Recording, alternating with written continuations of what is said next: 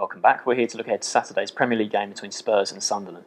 We'll start with the home side. They suffered a disappointing defeat at Crystal Palace last time. Yeah, it really was a disappointing one. Obviously, Selhurst Park was rocking. It was Alan Pardew's first league game in charge of Crystal Palace, so it's never going to be an easy game for Tottenham. But given the form Palace were in going into that match, then they would have seen that as a potential 3 points, and they would have fancied keeping their own decent unbeaten run going into that match, especially having taken the lead. Kane got another goal. He's been in superb form this season, but he opened the scoring. But then to let that lead slip, Gale got the penalty, and then Punchin got the winner.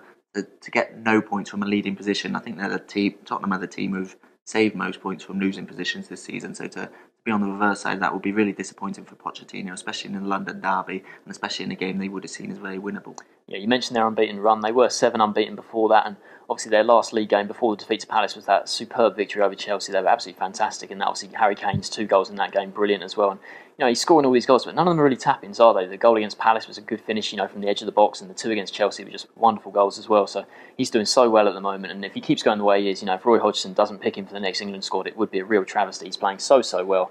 Obviously, unbeaten in 7 before that, they got right back in the top 4 race, and with Man U losing to Southampton, the top 4 race looks really quite open again. Liverpool are improving, Spurs look better even though they did lose last week, and obviously Arsenal, Chelsea in that place. So top 4 race is really interesting at the moment. Yeah, and I think home form's always going to be really key in that sort of race, isn't it, for the Champions League? And Spurs, they started the season poorly at White Hart Lane. The fans were getting on their back, as they can sometimes do at White Hart Lane. They lost the likes of West Brom and Stoke, so the fans had good reason to as well. They weren't playing too well. Liverpool went there and won 3-0 comfortably. But they've improved now. They're unbeaten at 7 at White Hart Lane, and they're starting to play how Pochettino wants them to play, and the fans are buying into that as well. It's quick tempo, high pressing, and it's good. It's easy on the eye when the players are buying into it, and it's actually working with the team, and that's starting to happen for Tottenham at the moment. Certainly, and they'll definitely fancy their chances in this game against a Sunderland team.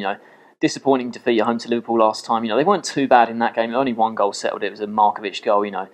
Bit of a scruffy goal the way he put it in, but Sunderland weren't too good in that one. We know they're struggling this season for wins. They draw a lot of games, but I think a lot of fans would have fancied them to get at least a point out of that game. They've had some really impressive draws at home. The one against Chelsea stands out especially. They were absolutely brilliant in that game, but yeah, a bit of a sort of limp performance from them. Obviously, they had Liam Bridcut sent off. It was quite a soft red card, but to the 2 yellows, they were, I think, both bookable decisions. The second one especially, he tried to make it look as if he wasn't making a challenge, but you can see he did run over the guy's heels. So I think it was a fair red card, so they'll be without him for this one. But yeah, another loss, and yeah, they're really struggling at the moment.